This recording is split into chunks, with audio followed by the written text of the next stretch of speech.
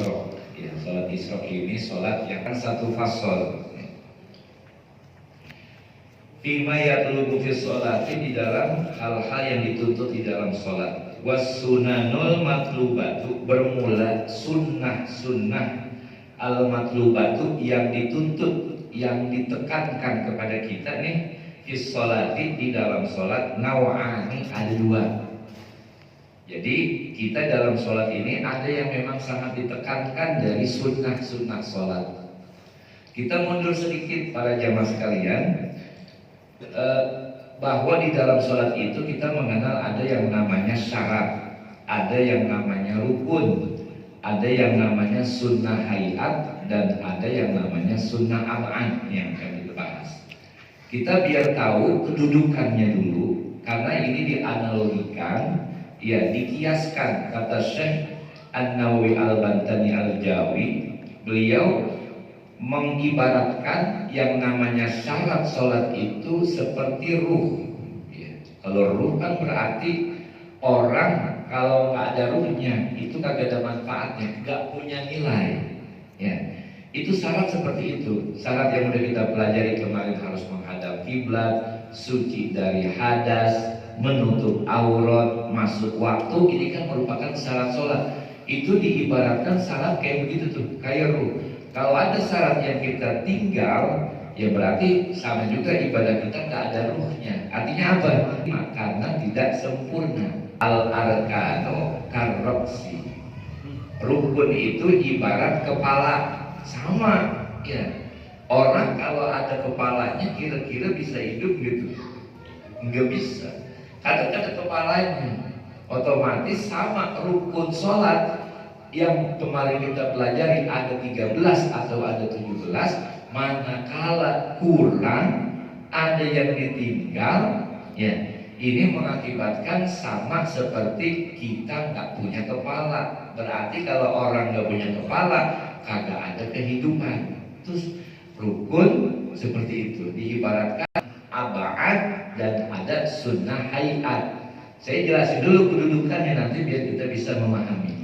Kalau sunnah ab'ad itu diibaratkan seperti anggota gerak, kayak tangan, kayak kaki gitu. Kalau sekiranya orang itu nggak ada tangannya, buntung, atau kakinya itu separuhnya hilang, ini kira-kira masih bisa hidup nggak? Masih. Artinya apa? Dikatakan dia masih hidup, cuma cacat. Nah, sunnah ab'ad kayak begitu tuh kedudukannya.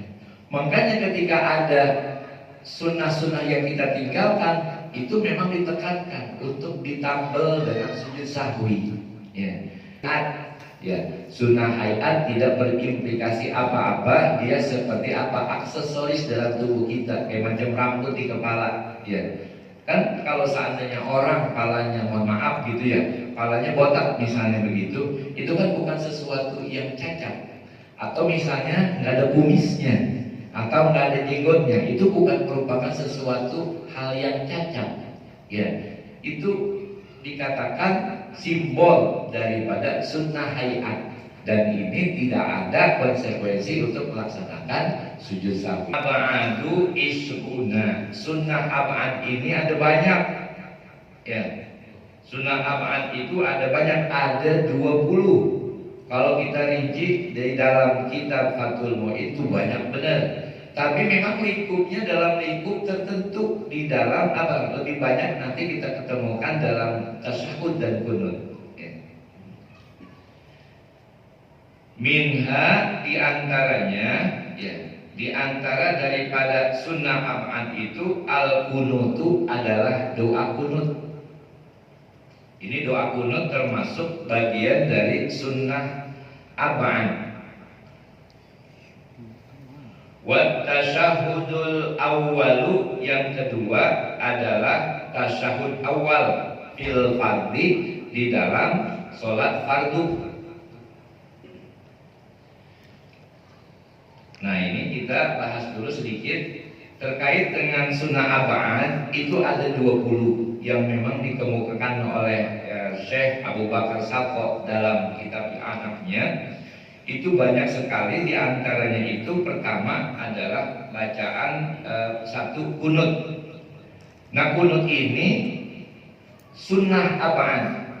Yang memang ketika seseorang nanti meninggalkan, baik itu sengaja atau tidak sengaja, maka ditekankan untuk melaksanakan sujud sahwi. Ya.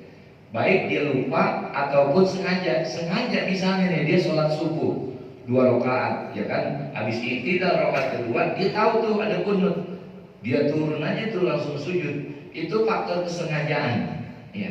Atau dia lupa, ya kalau lupa banyak dah, ya karena faktor 3 atau segala macam, nggak ada masalah. Ya. Cuma nanti ditekankan di akhir setelah salam untuk melaksanakan sujud sahwi. Untuk melaksanakan sujud sahwi, ketika imam salam, kita melaksanakan sholat berjamaah dengan imam, kita jangan salam, kita sujud lagi itu pertama, dan sujud kedua baru salam, assalamualaikum warahmatullah. Itu bagi jamaah. Cuma memang ini kita fleksibel, ya, dalam kaitannya dengan kunut, jangan terlalu dipermasalahkan, ya. Jangan dipermasalahkan, ini sifatnya apa? Furu'iyah. Ya, ada ormas yang memang tidak menggunakan kunut, kita menggunakan kunut, begitu. Jadi ini caranya, sekalipun kita tidak membawa sujud sahwi, kita meninggalkan kunut, baik sengaja atau tidak sengaja, maka itu di penekanannya harus ada sujud sahwi. Tapi kalau seandainya kita tinggal, itu tetap sah sholatnya. Cuma yang harus kita perhatikan begini, karena kunut ini merupakan sunnah apaan, kita lihat posisi kita. Kalau seandainya misalnya kita pakai sholat sendiri, ya sholat sendiri gitu ya, atau misalnya juga menjadi imam, ketika kita lupa membaca kunut, posisi kita sudah merendah, ya udah, apalagi kalau udah naruh dengkul, itu kita haram untuk kembali lagi untuk membela, untuk mengerjakan sunnah ab'ad, dibandingkan untuk kita mengerjakan rukun yang wajib, sujud. Jadi ketika kita katakanlah udah naruh dengkul, itu jangan kita naik lagi, malah batal sholat kita. Ini buat imam dan juga buat sholat yang sendiri, gitu. Jadi apa? Kalau kunut itu sifatnya sunnah apaan, sementara sujud merupakan sesuatu yang wajib. Nggak bisa kita membela atau memenangkan yang sunnah untuk mengorbankan yang wajib. Jadi ketika kita udah naruh dengkul, udah terusin aja, gak apa-apa. Iya. Nah, cuma kita ini sebagai jamaah jangan rame, subhanallah, subhanallah, jangan. Karena itu bukannya rukun. Ya, kunut bukan rukun, dia sifatnya sunnah apaan. Biarkan imam turun. Nanti kalau imam paham, ketika dia udah tahiyat, dia tahu nih, oh ya, ninggalin sunnah apaan, ninggalin kunut. Ntar di akhir, ya ini sebelum salam dia mau sujud sahwi. Nah, kita kalau imam melaksanakan sujud sahwi, kita pun harus ikut. Bukan masalah di sujud sahwinya, penekanannya. Ini aturan sholat berjamaah harus mutaba'ah. Ya. Artinya apa? Apa yang dikerjain imam, kita ikut. Gitu. Kalau imam nggak sujud sahwi, ya kita ada kesunahan melaksanakan sujud sahwi setelah imam salam. Tapi kalau imam melaksanakan sujud sahwi, kita kagak ngikutin, sholat kita malah batal. Bukan masalah sujud sahwinya, tapi adalah penekanannya, karena kita harus mutaba'ah kepada imam. Itu yang pertama. Yang kedua, ya, adalah bacaan tasyahud. Tasyahud awal juga merupakan sunnah apaan. Ya, ini bukan sesuatu yang merupakan rukun sholat. Jadi ketika orang sholat nggak pakai tasyahud awal, nggak ada masalah. Ya, dia mau nanti mau sujud sahwi ataupun mau pakai, ini boleh. Cuma penekanannya harus diupayakan kita melaksanakan sujud sahwi, begitu. Kalau ada yang mau coba-coba besok jangan teriak nggak pakai tasyahud awal. itu sunnah abaan, tapi tetap yang menjadi patokan ya ini menjadi apa yang udah diajarin sama ulama-ulama kita yang sudah kita kerjain, yang itu yang terbaik gitu. Ya, jangan sudah gua kerjain, jangan. Ya, tetap kita mengedepankan, memperbanyak, memperkaya nilai-nilai ibadah sunnah kita. Nah, wal hayatu, kemudian sunnah hayat nih. Ya. Sunnah hayat kasiratun, itu banyak banget dah. Ya, sunnah hayat itu banyak. Minha, di antara sunnah hayat itu adalah tasbihatul ruku, bacaan tasbih ruku, subhana rabbiyal azimi wa bihamdi, itu bacaan daripada sunnah hayat. Wasujudi juga bacaan tasbih sujud, subhana rabbiyal a'la wa bihamdi. Nah, ini sunnah tuh. Wa takbiratul intiqalat, juga takbir intiqal. Kita takbir intiqal perpindahan dari satu rukun ke rukun berikutnya. Ya, habis baca surah kan takbir tuh, Allahu Akbar, ke ruku, itu perpindahan, itu sunnah. Ya, kemudian juga naik tuh dari dari ruku ke i'tidal, sami Allahu liman hamidah, itu sunnah ucapinnya. Kemudian sujud lagi, bacaan Allahu Akbar. Nah, ini merupakan takbir intiqalat namanya, takbir perpindahan dari satu rukun ke rukun berikutnya. Kalau kita nggak baca nggak apa-apa, sunnah hayat. Ya, sunnah hayat. Kemudian juga termasuk wal iftitah, doa iftitah, sunnah juga tuh. Ya, cuma jangan mentang-mentang ini perlu kita ngaji begini, biar tahu kedudukan hukumnya. Bukan berarti kita semakin tahu hukumnya semakin kita tinggal yang sunnah. Jangan. Justru kita ngaji, ya, manizdada ilman walam yazdad hudan. Ya, walam yazdad hudan illa bu'dan. Jadi kalau kata hadis Nabi, manizdada ilman, orang yang bertambah ilmunya, walam yazdad hudan, kemudian dia takutnya kepada Allah, nah itu enggak nambah-nambah, ya, ilmunya semakin tinggi tapi dia malah tambah berani, bukan malah semakin patuh dan taat. Nah, maka kata Nabi, ini termasuk tidak ada lain melainkan dia semakin jauh dari Allah. Sama kita ngaji, tahu ini sunnah, ini rukun, tapi bukan berarti kita tinggal selama kita nggak ada hajat yang mendesak. Kalau ada hajat yang mendesak, boleh kita tinggalin yang sunnah. Ya, selama kita sehat, kita kerjain tuh. Ya, termasuk doa iftitah. Ya, termasuk doa iftitah ini adalah sunnah yang memang harus kita baca tuh, kecuali di dalam sholat jenazah. Ya, sholat jenazah ini tidak ada penekanan untuk membaca doa iftitah. Ya, termasuk doanya kita baca Allahumma Allahu akbar kabira walhamdulillahi katsira, atau juga Allahumma ba'id baini wa baina khotoya, ya, gitu ya. Kemudian berikutnya sunnah hayat juga buat ta'awudzu, bacaan ta'awudz qabla al-Fatihah, sunnah. Sebelum baca Fatihah, sebelum baca bismillah, baca ta'awudz dulu, ya. Fasta'iz billah, kita disuruh minta perlindungan kepada Allah. A'udzubillahi minasyaitonirrajim. Kalau Imam As-Syafi'i dalam kitab kitab induknya, ketika orang mau baca ta'awudz di setiap rakaat dikatakan tajuz, boleh. Ya, bahkan itu lebih bagus. Jadi setiap rakaat bukan kita baca Bismillahirrahmanirrahim, tapi setiap rakaat diawali dengan ta'awudz. Ya, itu termasuk dikatakan oleh Imam Asy-Syafi'i dalam kitab induknya yang besar itu dikatakan ya juzu, itu dikatakan boleh, ya, dan punya nilai yang besar. Kemudian wa ta'min, bacaan amin ba'daha akibat baca, artinya setelah dal Fatihah, ya. Ini juga sunnah. Ya, kita baca amin apalagi sholat berjamaah, upayakan berbarengan amin kita dengan amin imam, karena di saat berbarengan itulah ya malaikat memintakan ampunan kepada kita. Wasuratu ba'da ta'min, dan juga merupakan bagian dari sunnah hayat itu adalah membaca surah setelah baca amin. Ya, ini sunnah. Kita upayakan pada 2 rakaat pertama, ya, sholat wajib kita yang udah biasa kita lakukan tuh.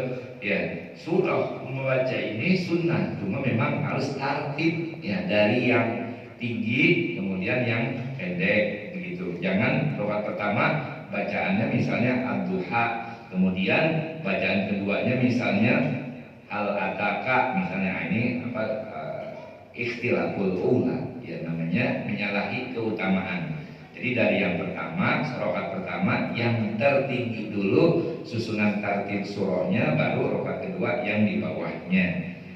Kemudian wal jahru bil israr, ya kemudian juga kita menjaharkan, mengeraskan pada sholat-sholat yang dikeraskan, maghrib, isya, subuh. Bukan pada sholat berjamaah saja, sholat munfaridan juga ini kita disunnahkan untuk jahar. Ya, sholat maghrib di rumah lagi baru pulang misalnya lelah gitu ya, kita tetap kesunahannya tuh untuk menjaharkan. Ya, dikerasin kayak seperti sholat berjamaah. Isya demikian juga, subuh juga. Nah, wal isra juga sholat-sholat yang pelan.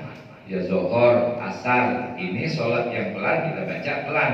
Ya, ini bil qiraah tentunya dengan mengeluarkan suara. Ya. Fi mahalliha, pada tempatnya tuh. Kemudian kita lanjutkan. Man taraka syai'an minal ab'adi, barang siapa yang meninggalkan sunnah-sunnah ab'ad, ya artinya sesuatu, apakah itu satu atau dua, amdan secara sengaja, au sahwan ataupun lupa, pas sunnatul lahu, maka sunnah baginya ayas judalis sahwi, dia melakukan sujud sahwi. Ini tadi. Jadi ketika dia meninggalkan sunnah ab'ad, ya baik itu sengaja atau tidak, maka disunnahkan penekanannya untuk melakukan sujud sahwi. Ini baik dia apa? Dia sengaja ataupun tidak sengaja. Termasuk lausak kapita kifak di muainin kal kunut, itu tadi kunut ya. Kalau dia tinggal, dia ragu, ya tadi udah baca kunut belum ya? Begitu. Nah, dia ragu nih, ada rasa keraguan. Nah, kalau ada timbul keraguan, udah baca kunut apa belum? Nah, hukum asalnya adalah belum baca kunut, maka nanti di akhir disunnahkan dia melaksanakan sujud sahwi. Kemudian wal hayatu la yasjudu laha, dan sunnah hayat ini tidak dituntut untuk orang melaksanakan sujud sahwi. Wa in tarokaha, dan jika dia meninggalkannya secara sengaja. Ya. Jadi sunnah hayat ini adalah sunnah yang memang tidak ada kesunahan untuk seseorang melakukan sujud sahwi. Jika dia meninggalkannya secara sengaja tuh, sekalipun dia sengaja, tetap nggak ada kesunahan untuk melaksanakan sujud sahwi. Walau saja dari tarkiha, kalau seandainya dia sujud karena meninggalkannya, muta'amidan karena faktor kesengajaan, ya disujudi sengaja dia nggak melaksanakan sujud, meninggalkan sunnah hayat dan tidak melaksanakannya, batalat sholatuhu, maka batal sholatnya. Artinya ketika dia lau sajada ditarkihi, maksudnya seandainya dia melakukan sujud sahwi gitu dari apa yang dia tinggalkan dari sunnah hayat, ya sunnah hayat dia tinggal, misalnya dia nggak baca tasbih, bacaan subhana rabbiyal a'la, kemudian dia punya pikiran, oh ganti aja dah aman sujud sahwi, nah ini malah batal. Ya.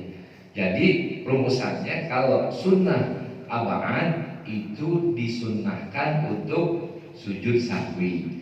Kalau sunnah hayat tidak disunnahkan untuk sujud sahwi. Nah ini banyak banget sunnah hayat itu paling banyak. Yang aksesoris ini ya termasuk sedekah. Kita takbir itu mengangkat kedua tangan itu sunnah. Kalau dia takbir di luar Allahu Akbar kagak pakai ngangkat tangan boleh nggak? Boleh. Termasuk sedekah. Iya. Sedekah ini meletakkan kedua tangan kita di bawah dada dan di atas pusar mazhab kita Syafi'i, ini sunnah. Ya bahkan dalam tasawuf lebih dekat kepada jantung kita, dideketin miringin gitu, untuk menjaga qalbu kita, karena biar kita fokus dimiringin. Kalau dalam ilmu tasawuf, ya kalau fikih termasuk Ibnu Hajar Al-Haytami mengomentari, ya itu ada kebutuhan Untuk apa? Biar lebih fokus menjaga hati. Jadi kita kalau sholat memang ada yang di tengah begini, ya ada yang begini juga, ada yang di bawah, kayak mazhab Imam Abu Hanifah, ya. Nah, kalau di mazhab tasawuf agak miring, ya untuk menjaga ini, ya lebih banyak kita kecenderungannya ke situ.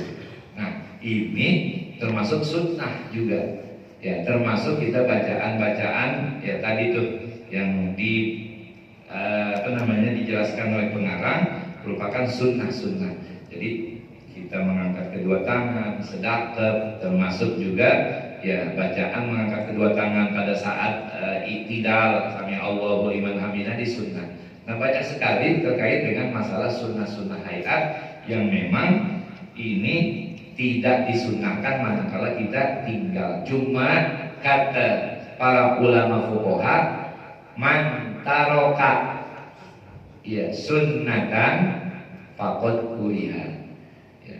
Ketika kita meninggalkan sunnah tanpa ada uzur, kuriha itu dimakruhkan, ya, makruh. Ya. Jadi upayakan ya kita semakin bagus ibadah kita karena bisa mengetahui oh ini kedudukannya sunnah, ini wajib, ini sunnah hayat, ini sunnah ab'an. Ya ini